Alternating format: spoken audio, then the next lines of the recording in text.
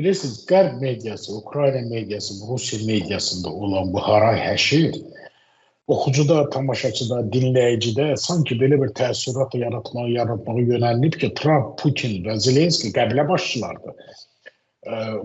Əsrlər əvvəl Afrikada yaşayırlar. Bütün qərarları bunlar verirlər. Trump Putin'i aldattı, Putin Trump'a kəllə attı. Nə bilim, bu ifadələr siz sadəcə iqtibas gətirirsiniz. Onlar deyirlər, onlar yazırlar. Bu idiotizmdir. Putin Trump'dan çəkilir, çox çəkilir. Trump bilirsiniz, bu dəqiqə nəyin bahasına olursa olsun hakimiyyətinin ilk 100 günündə qismən də olsa, hər hansı bir adla da olsa Ukraynada müharibənin dayandırılmasını istəyir. İlk 100 günündə. Mütləq şəkildə o buna lazım. Bu gedəcək və əlindən gələn edəcək. Bəli, ABŞ əgər Rusiya danışıqlarda yenə inad edərsə, Rusiya çox ciddi sanksiyalar tətbiq edəcək. O sanksiyalar ki, indiyə kimi Rusiya qarşı tətbiq edilən sanksiyalar onun yanında yalan olacaq. Belə ki, ABŞ kular söhbətlərdə mən bəzi analitiklərin yazdıqlarını yox, mən dediklərini əsaslanıram.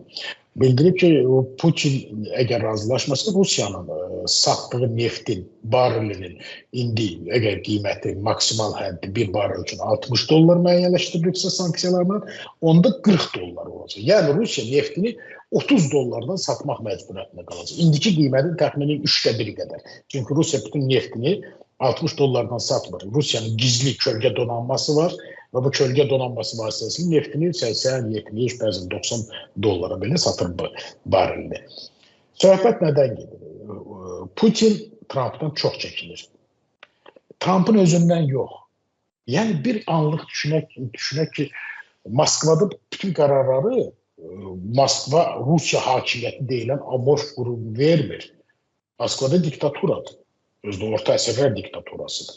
Bütün qərarları Putin verir. Amma bundan əvvəl müvafiq məsləhətləşmə və müzakirələr aparılır.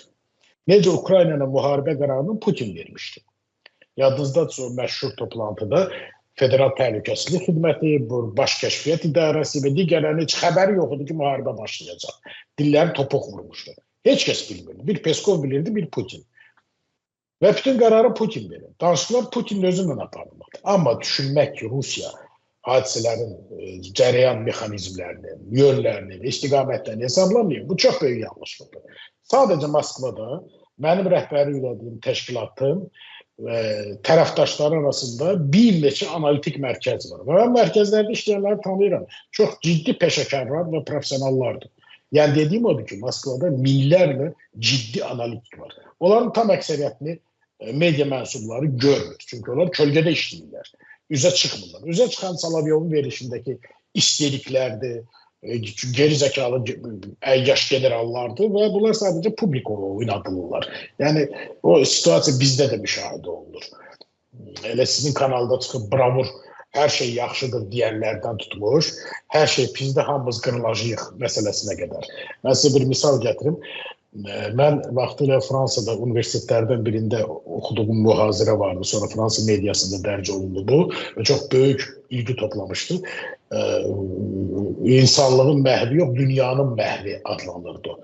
Və mən onu öz Facebook səhifəmdə Azərbaycan dilində tərcümə elədim, özüm paylaşdım.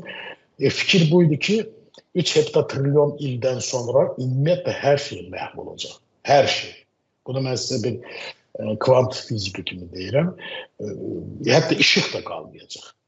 Heç nə olmayacaq. Ümumiyyətlə heç nə.